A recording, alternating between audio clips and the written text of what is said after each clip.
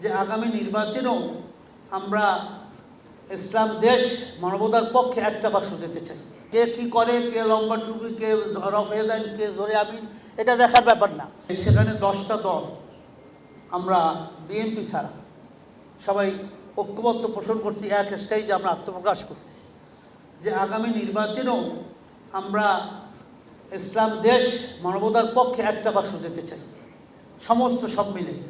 কে কী করে আকিদা, কে কী করে, কে লম্বা টুপি, কে রফে দেন, কে জোরে আমিন, এটা দেখার ব্যাপার না। এখন ঘরে আগুন লাগলে সবাই মিলে আগুন নিয়েই হবে। দেশ ধ্বংস হয়ে গেছে, ভারত দেশটাকে সব শেষ করে দিয়েছে, এমটি বাস্কেট, তলাবিহীন ঝুড়ি, কিছুই নাই, সব নিয়ে গেছে। 6টা ব্যাংক লুটপাট করে সব শেষ করছে। সন্ত্রাস, রাহাজানি, ধর্ষণ, খুন যত আছে 24,000 কোটি লক্ষ টাকা পাচার করছে। প্রত্যেকের বাড়ি আপনার সেই সেকেন্ড হোম মালয়েশিয়ায়, সেই আপনার লন্ডনে, সেই কানাডায়, আপনারা সবাই জানেন। কিন্তু এই ব্যাপারে আমাদের ছাত্র ভাইদেরকে আমি বলবো যে এনসিপি করার পর আপনাদের ভিতরেও কিন্তু অনৈক্য দেখা যাচ্ছে।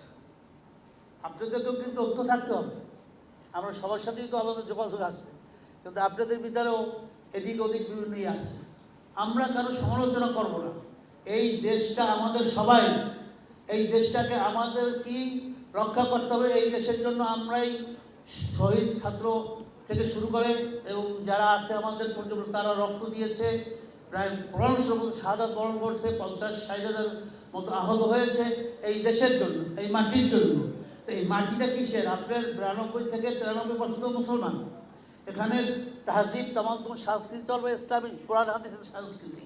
কিন্তু সেটা তুই আমরা সেই পশ্চিমাদের, সেই হিন্দুদের হিন্দুত্ববাদ, এই সমস্ত এই দেশটাকে করে, এমনকি আপনি প্রাইমারি থেকে শুরু করে হাই স্কুল, কলেজ, ইউনিভার্সিটি পর্যন্ত কোথাও কোনো কোরআনী শিক্ষা নাই, সব ধ্বংস করে দিচ্ছে ফেসিস হাসিনা, এই ফিরাউন জালেম হাসিনা এবং তার সাথে যারা ছিল তারা সবাই। তাহলে আপনি আমি মারা গেলে যে ইন্না লিল্লাহি ওয়া ইন্না ইলাইহি রাজিউন পড়তে হয়, সেটাও আমাদের প্রজন্ম জানে না। আপনি আমি মারা গেলে পিতামাতার জন্য রব্বির হামহুমা কামা রাব্বায়ানি সগীরা, এই দোয়াটা পর্যন্ত জানে না। অর্থাৎ আপনি মুসলমান, খালি নামে মুসলমান, গরুভঙ্গ মুসলমান। এইভাবে এই প্রজন্মকে ধ্বংস করছে। সেহেতু আমরা মনে করি এই প্রজন্ম 24 এই ধরনের আরও মিডিয়া বেশি বেশি আসা দরকার সারা বিশ্বে, যাতে করে ইসলামের পক্ষে, মানবতার পক্ষে, দেশের জন্য আমরা যেন কথা বলতে পারি, এই দেশের সাধারণ মানুষ জানতে পারে। এই জন্য আমরা ইসলামী আন্দোলনের পক্ষ থেকে এই আপনার প্রজন্ম 24কে মনের থেকে স্বাগত জানাচ্ছি। যখন যে কোনো সাহায্য সহযোগিতা লাগবে আমরা করবো ইসলামী আন্দোলন, আমরা আছি আপনাদের পাশে।